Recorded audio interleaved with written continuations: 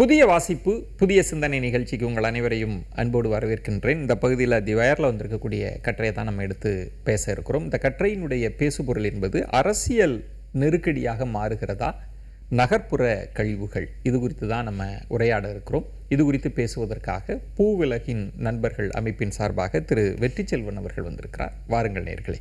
வணக்கம் வெற்றிச்செல்வன். வணக்கம். நகர்ப்புற கழிவுகள் தொடர்ந்து பேசப்பட்டு வந்த விஷயம்தான். இன்றைக்கி அதுவே ஒரு பெரிய அரசியல் தளத்திலும் பேசுபொருளாக மாறி இருக்கா? ஆமாம், ஒவ்வொரு எலெக்ஷன் போதுமே எங்கள் பகுதியில் இருக்கக்கூடிய குப்பையை நீங்கள் என்ன பண்ண போகிறீங்க அப்படிங்கிற ஒரு இஷ்யூ ரொம்ப முக்கியமானதாக இருக்குது. சுகாதாரம் சார்ந்து இருக்கக்கூடியதை நிலை தாண்டி இன்றைக்கி நம்மளுக்கு அது அச்சுறுத்த நிலவருக்கு அப்படிங்கிற இடத்துக்கு வந்திருக்கு. ஒரு அபாயகரமான கட்டத்தை நோக்கி இந்த விஷயம் நகர். அதாவது என்னென்னா, பல்வேறு விதமான குப்பைகள் இருக்குது. வேஸ்ட் நம்ம எல்லாமே காமனாக நம்ம குப்பைன்னு வகைப்படுத்துகிறோம். ஆனால் சட்ட ரீதியாக பார்க்கும்போது இப்போ வீட்டிலேருந்து வரக்கூடிய கழிவுகளை நம்ம சாலிட் முனிசிபல் வேஸ்ட் அப்படிங்கிற, இப்போ பயோமெடிக்கல் வேஸ்ட் இருக்கு இல்லைங்களா, ஆஸ்பத்திரியிலேருந்து வரக்கூடிய கழிவுகள், இந்த கழிவுகளை எப்படி மேலாண்மை செய்வது அப்படிங்கிறது அதுக்கு தனி ரூல்ஸ் இருக்குது. இப்போ அதுக்கு அந்த மாதிரி கழிவு மேலாண்மை வைக்கக்கூடிய திட்டங்களுக்கு எதிரான மக்கள் போராட்டம் நடக்கிறது நம்ம பார்க்குறோம். அதே வீட்டு சில இடங்களில் இன்சுலேட்டர்ஸ் கொண்டு வராங்க, குப்பைகள் எரிக்கக்கூடிய இடங்கள், அதற்கு எதிரான போராட்டம் நடக்கக்கூடியது நம்ம பார்க்குறோம். அப்போ குப்பைகள் மேலாண்மை அப்படிங்கிறது மக்கள் அதை எதிர்த்து ஏதோ ஒரு வகத்தில் செயல்படுகின்ற அளவுக்கு அப்படிங்கிறது நகர்ந்து கொண்டு தானே இருக்குது. ஸோ அந்த அளவுக்கு இந்த நிலைமை ரொம்ப மோசமாக போயிட்டு தான் நான் பார்க்கணும். இந்த சிக்கலை எதிர்கொள்ளக்கூடிய அளவில் இல்லையா பிரச்சனை அதை தாண்டி பூதாகரமாக இருக்கா? ஆமாம், நம்மளுடைய அர்பனைசேஷன் அப்படிங்கிறது ரொம்ப அன்சைன்டிஃபிக்காக இருக்குது. நகர்மை மாதலினுடைய மிகப்பெரிய ஒரு பிரச்சனை அப்படிங்கிறது தான் நம்மளுடைய உற்பத்தி முறையில் இருக்கக்கூடிய மிகப்பெரிய பிரச்சனை. அதாவது ஒரு பொருளை உற்பத்தி செய்கிறோம் அப்படின்னா அதில் வரக்கூடிய கழிவுகளுக்கு யார் பொறுப்பானவர்கள் அப்படின்னு கேள்வி இருக்குது. இப்போ எக்ஸ்டெண்டட் ரெஸ்பான்சிபிலிட்டி அப்படின்னு ஒரு கான்செப்ட் கொண்டு வராங்க. எக்ஸ்டெண்டட் ப்ரொடக்ஷன் ரெஸ்பான்சிபிலிட்டி அப்படின்னு யார் உற்பத்தி செய்கிறார்களோ அவர்களுக்கு தான் அந்த பொறுப்பு இருக்குது. இப்போ சென்னையை பொறுத்த வரைக்கும் பார்த்தீங்கன்னா கிட்டத்தட்ட 6000 டன் அளவுக்கான கழிவுகள் ஒரு நாளைக்கு ஜெனரேட் ஆகுது. 6000 டன் ஒரு நாளைக்கு ஜெனரேட் ஆகுது. இதை நீங்கள் மேலாண்மை செய்யணும். இப்போ நமக்கு இங்கே சென்னையை பொறுத்த வரைக்கும் நம்ம என்ன பண்ணுறோம்னா 2 குப்பை மேடுகள் மட்டும் வச்சுருக்கோம், அங்கே போய் டம்ப் பண்ணிகிட்டு இருக்கோம், அவ்வளோதான். அதை தாண்டி நம்ம இந்த குப்பைகள் மேலாண்மை செய்வதற்கான அறிவியல் ரீதியாக இருக்கக்கூடிய வாய்ப்புகள் இல்லாமல் இருக்குது. அப்போ நகரத்தில் இது ஒரு மிகப்பெரிய ஒரு சவாலாக இருக்குது. அப்போ நகரத்தில் உற்பத்தி ரொம்ப அதிகமாகிட்டே இருக்குது, கன்சியூமர் நம்ம அதிகமாக பண்ணிகிட்டு இருக்கோம். ரெண்டுமே நடந்துகிட்டு இருக்கு. ஒரு பக்கத்தில் உற்பத்தி அதிகம் நடக்குது, இன்னொரு கன்சியூம் பண்ணிகிட்டே இருக்கோம். ஆனால் இந்த எண்ட் ரிசல்ட்டாக வரக்கூடிய வேஸ்ட்டை நம்ம எப்படி மேனேஜ் பண்ணுவதற்கான ஒரு ப்ராப்பரான சயின்டிஃபிக்கான மேனரான இருக்கக்கூடிய இடங்களும் இல்லை. அதுக்கான நமக்கான டெக்னாலஜி நமக்கு வளர்க்கப்படல. அதுக்கான ஒரு மேலாண்மை சார்ந்திருக்கக்கூடிய நடைமுறை சார்ந்திருக்கக்கூடிய விஷயங்களும் இங்கே அமல்படுத்தப்படாமல். இந்தியா போன்ற வளரும் நாடுகளுக்கு இருக்கிற சிக்கல் நீங்கள் சொன்ன மாதிரி ரொம்ப ஃபாஸ்ட்டாக நகரமயமாக தன்மையை நம்ம பார்க்குறோம். அதிகமாக மக்கள் நுகருகிற தன்மையும் பார்க்குறோம். இது ரெண்டும் மிக வேகமாக நடந்துருச்சு. ஆனால் கழிவுகளை மேலாண்மை செய்கிறது ரொம்ப ஸ்லோவாக போயிட்டு, இது ரெண்டும் ஈக்குவேட் ஆக மாட்டேங்குதா? ஆமாம், ஏன் அடிப்படையில் ஒன்றுனா, ஏன் ஒரு பொல்யூஷன் நம்ம எதை சொல்கிறோம், இது ஏன் நம்ம குப்பைகள் கழிவுகள் அப்படின்னு நம்ம வகைப்படுத்துறதுன்னு பார்த்தீங்கன்னா, இயற்கையில் இருக்கக்கூடிய எந்த ஒரு பொருளாக இருக்கட்டும் இன்னொரு பொருளாக நிச்சயமாக மாறும். அப்போ அந்த சர்க்கிளை நம்ம மெயின்டைன் பண்ணணும் இல்லைங்களா? அப்போ நம்மளுடைய வாழ்முறை அப்படிங்கிறது நம்ம பயன்படுத்தக்கூடிய பொருள் இன்னொரு பொருளாக மக்கி போகை சென்றது தான் நம்ம அந்த ஒரு வாழ்முறை தான் இருந்துச்சு. ஆனால் உங்களுக்கு இண்டஸ்ட்ரியல் ரெவல்யூஷனுக்கு பின்னாடி வந்துக்கப்ப குறிப்பாக நமக்கு பிளாஸ்டிக் வேஸ்டாக இருக்கட்டும், இவை மக்காது. அது அப்படியே வேற நீங்கள் அது எரிச்சாலும் உங்களுக்கு இருக்கும். நீங்கள் சொல்கிறது இதை மேலாண்மை செய்கிறதுல நமக்கு ஒரு அறிவியல் பார்வை இல்லைன்றது அந்த அன்சைன்டிஃபிக். அது என்னன்னா, இயற்கையில் ஒரு பொருள் இன்னொரு பொருளாக மாறுகின்ற ஒரு சைக்கிள் இருக்குது. அந்த சைக்கிளை பிரேக் பண்ணி ஒரு இடத்துல ஒரு பொருள் தங்குதுன்னா அதை நம்ம பொல்யூஷன் சொல்கிறோம். அப்போ குப்பைகள் மேலாண்மை பொறுத்த வரைக்கும் நம்ம என்னென்னா பல்வேறு விதமாக, இப்போ இண்டஸ்ட்ரீஸ்லேருந்து வரக்கூடிய வேஸ்ட் இருக்குது, ஹசார்டஸ் வேஸ்ட்டு, கெமிக்கல் வேஸ்ட் இருக்குது, நியூக்ளியர் வேஸ்ட் இருக்குது. இது இப்போ இந்த இண்டஸ்ட்ரியிலேருந்து வரக்கூடிய வேஸ்ட்டை இப்படி தான் மேலாண்மை செய்யணும் அப்படிங்கிறதுக்கான ஒரு தரக்கட்டுப்பாடு அப்படிங்கிறதுக்கு நமக்கு ரூல்ஸ் நம்ம வச்சுருக்கிறோம். அதை மீறி செயல்படுகின்ற போது நடவடிக்கை எடுக்கிறோம். ஸோ அதற்கான தீர்வுகள் நம்மகிட்ட இல்லை. அவற்றையெல்லாம் தாண்டி நம்ம வீடுகள் பயன்படுத்தக்கூடிய அன்றாட பொருள் இருக்கு இல்லைங்களா, அந்த சாலிட் முனிசிபல் வேஸ்ட் சொல்கிறீங்களா, அது இன்னைக்கு மிகப்பெரிய பிரச்சனையாக இருக்குது.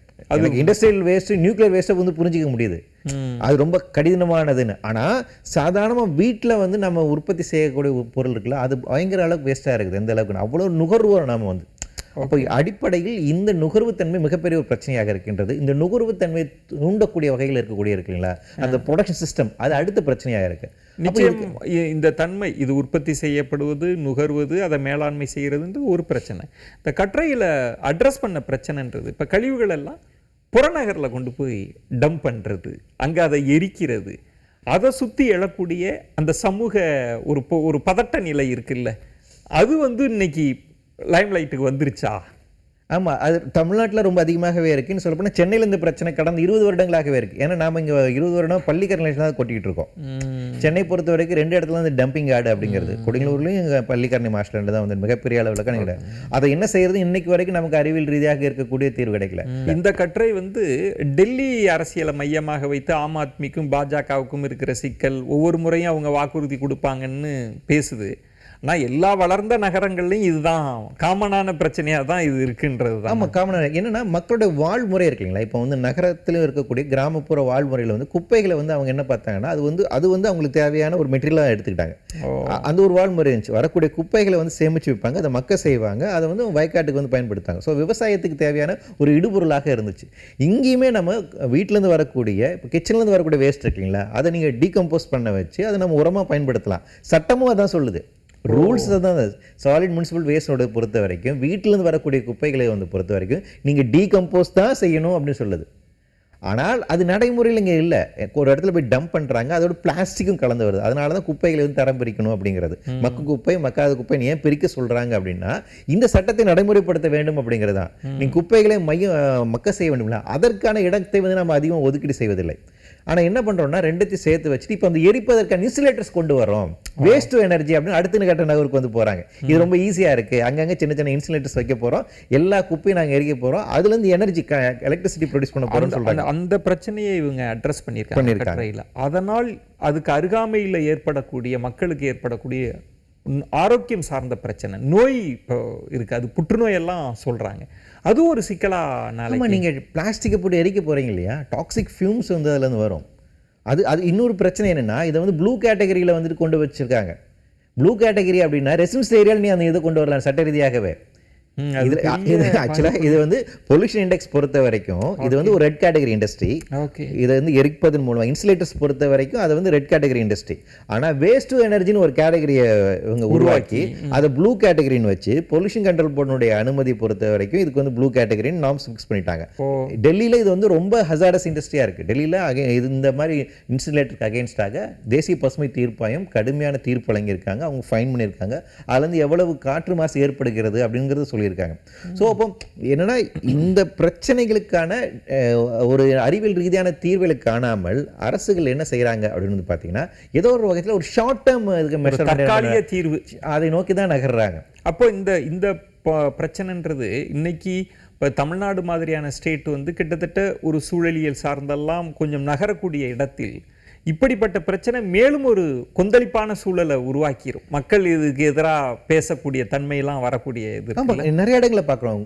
கோவையில் இந்த மாதிரி சம்பவம் நிறைய நடக்குது. அங்கே குப்பைகள் கொட்டுங்கிற இடத்துல வந்து ரொம்ப பிரச்சனையாக தான் இருக்குது. நிறைய இடத்துல இந்த இஷ்யூஸ் வந்துட்டே இருக்குது. நிறைய நாங்கள் பர்சனலாக இந்த மாதிரி எங்களுக்கு நிறைய கம்ப்ளைண்ட்ஸ் வருது. இப்போ 2 விதங்களில் நம்ம வந்து பார்க்கலாம். நமக்கு ஆப்வியஸாக தெரிஞ்சது ஏர் பொல்யூஷன் மட்டும் தான் நம்ம வந்து பார்த்துட்டு இருக்கோம்.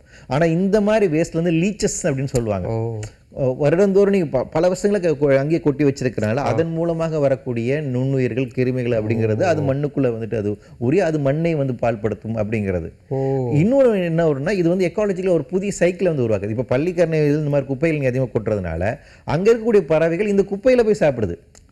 அதனோட இயற்கையான உணவிடங்களை தவிர்த்து வந்து குப்பையில் போய் சாப்பிடக்கூடிய ஒரு இதாக இருக்குது. அப்போ நீங்கள் என்ன பண்ணுறீங்கன்னா ஒரு இயற்கை சூழலில் வந்து அந்த அமைப்பு முறையை மாற்றி அமைக்கிறீங்க. ஒரு பெரிய ஒரு நகர்ப்புறத்தில் இருக்கிற ஒரு பெரிய சவாலாக மாறுது இந்த கழிவுகள் மேலாண்மை. மழை காலத்தில் இன்னும் கூடுதல் பிரச்சனையாக இருக்குது. மழை காலத்தில் என்னன்னா இந்த குப்பை கழிவுகள் எல்லாமே பார்த்தீங்கன்னா நம்மளோட கனலில் போய் போய் அதனால ஏற்படக்கூடிய இதோட இன்னொன்று பெரிய பிரச்சனை இது எல்லா இடத்தையும் பிளாஸ்டிக்கை கொண்டு போய் சேர்க்குது. இந்த குப்பைகள் வந்து வெறுமனே வந்து பார்த்தீங்கன்னா இதில் அதிகப்படியான பிளாஸ்டிக் இருக்கனால இது மைக்ரோ பிளாஸ்டிக்காக மாறுறதுனால இது நம்மளுடைய நிலத்திலும் சரி நீரிலும் சரி நம்மளுடைய காற்றிலும் சரி கலந்துருக்குது. இன்னைக்கு நம்ம உடலில் பிளாஸ்டிக் கலந்துக்கிட்டே இருக்கு. இது வந்து இன்னும் பெரிய ஒரு அகமாக இருக்கு. அப்போ சாதாரண வீட்டில் உற்பத்தியான ஒரு குப்பை தானே நாம் நினைக்கிறோம். ஆனால் அந்த குப்பையிலிருந்து வரக்கூடிய பிளாஸ்டிக் கழிவுகள் இருக்குங்களா அது மிகப்பெரிய அளவிலான ஒரு பிரச்சனையை வந்து கொடுக்குது. இப்போ வந்து அரசியல் ரீதியாகவும் ஒரு விஞ்ஞான ரீதியாகவும் நமக்கு ஒரு தீர்வு நிச்சயமாக தேவை வேண்டியிருக்கு. ஒரு அபாய ஒலின்னு கூட சொல்லலாம் இந்த கட்டுரை எழுப்பி இருக்கிறது. அது குறித்து உங்களுடைய விரிவான பார்வைகளை முன் வச்சிங்க. மிக்க நன்றி செல்வன். மற்றொரு நிகழ்ச்சியில் உங்களை சந்திக்கிறேன். அதுவரை உங்களிடமிருந்து விடைபெறுகிறேன். நன்றி, வணக்கம்.